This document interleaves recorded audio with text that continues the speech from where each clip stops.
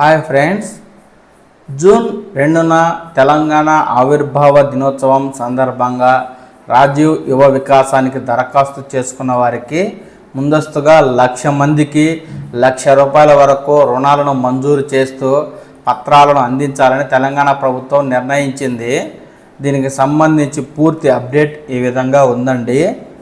రాజీవ్ యువ వికాసం రాష్ట్రంలోని యువతకు స్వయం ఉపాధి కల్పించేందుకు వీలుగా వివిధ రకాల వ్యాపారాలను పెట్టుకునేందుకు రాష్ట్ర ప్రభుత్వం అత్యంత ప్రతిష్టాత్మకంగా చేపడుతున్న పథకం. రాష్ట్ర ఆవిర్భావ దినోత్సవం పురస్కరించుకుని జూన్ 2న 1,00,000 మంది అర్హులకు యూనిట్లు మంజూరు పత్రాలు ఇవ్వాలని ప్రభుత్వం నిర్ణయించింది. మొత్తం 4 కేటగిరీలకు గాను తొలి విడతలో 2 కేటగిరీలకు చెందిన 1,00,000 మంది లబ్ధిదారులకు 1,00,000 లోపు యూనిట్లకు మంజూరు పత్రాలు ఇచ్చేందుకు సిద్ధమైంది. మొత్తం 16 లక్షల దరఖాస్తులు. రాజీవ్ యువ వికాసం పథకం కింద వివిధ సంక్షేమ కార్పొరేషన్ల వారీగా దరఖాస్తుల స్వీకరణ మార్చి 17న ప్రారంభమై ఏప్రిల్ 14వ తేదీ రాత్రి 12 గంటల వరకు ఆన్లైన్లో కొనసాగింది.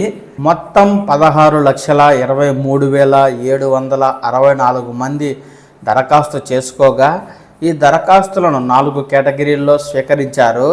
50,000 లోపు పరిమితి యూనిట్లు కేటగిరీ 1గా, 50,000 నుంచి ₹1,00,000 లోపు వాటికి కేటగిరీ 2గా, ₹1,00,000 నుంచి 2,00,000 పరిమితి ఉన్న యూనిట్లను కేటగిరీ 3గా, ₹2,00,000 నుంచి ₹4,00,000 మధ్య ఉన్న యూనిట్లను కేటగిరీ 4గా విభజించారు. ఈ క్రమంలోనే తొలుత కేటగిరీ 1, 2లోని అర్హులకు తొలి విడత మంజూరు పత్రాలు ఇవ్వాలని ప్రభుత్వం నిర్ణయించింది. తొలి 2 కేటగిరీలకు సంబంధించి 2.81 లక్షల మంది లబ్ధిదారులను ఎంపిక చేయాలని ప్రభుత్వం భావించినప్పటికీ ఈ 2 కేటగిరీల్లో కేవలం 1.32 లక్షల దరఖాస్తులే వచ్చాయి. క్షేత్రస్థాయిలో దరఖాస్తుల పరిశీలన పూర్తి చేసి మండల, మున్సిపల్ స్థాయి కమిటీలు జాబితాలను జిల్లా కలెక్టర్లకు సమర్పించేశాయి.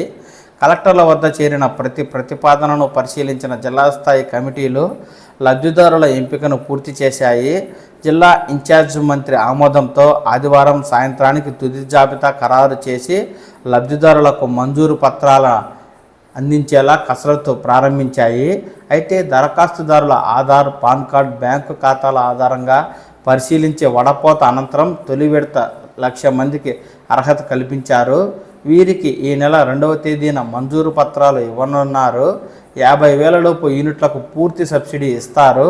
1,00,000 లోపు యూనిట్లకు 80% సబ్సిడీ ఇస్తారు.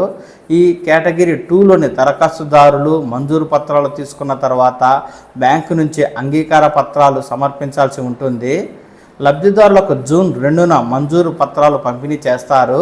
క్షేత్రస్థాయిలో జూన్ 9 వరకు ఈ కార్యక్రమం కొనసాగుతుంది. పత్రాల పంపిణీ పూర్తయ్యాక జూన్ 10 నుంచి 15 వరకు లబ్ధిదారులకు శిక్షణ కార్యక్రమాలు నిర్వహిస్తారు. శిక్షణ పూర్తి చేసుకున్న లబ్ధిదారులు యూనిట్లను ప్రారంభించాలి. జూన్ 16 నుంచి యూనిట్ల ప్రారంభోత్సవాలను నిర్వహించేలా ఏర్పాట్లు చేసుకోవాలని ప్రభుత్వం ఆదేశించింది.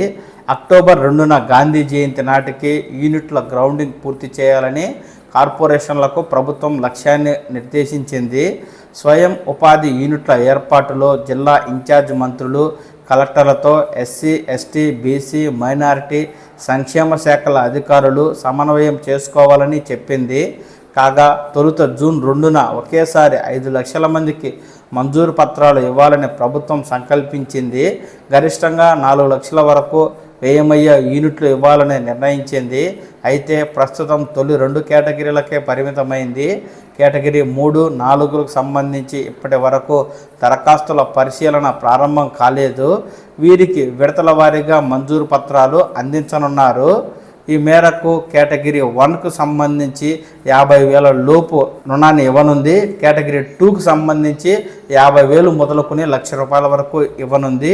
కేటగిరీ 3లో ₹1,00,000 నుంచి ₹2,00,000 వరకు రుణాన్ని ఇవ్వనుంది. ఇక కేటగిరీ 4 వచ్చేటప్పటికి ₹2,00,000 నుంచి ₹4,00,000 మొత్తాన్ని ఇక్కడ ప్రభుత్వం రుణాన్ని అయితే ఇవ్వనుంది.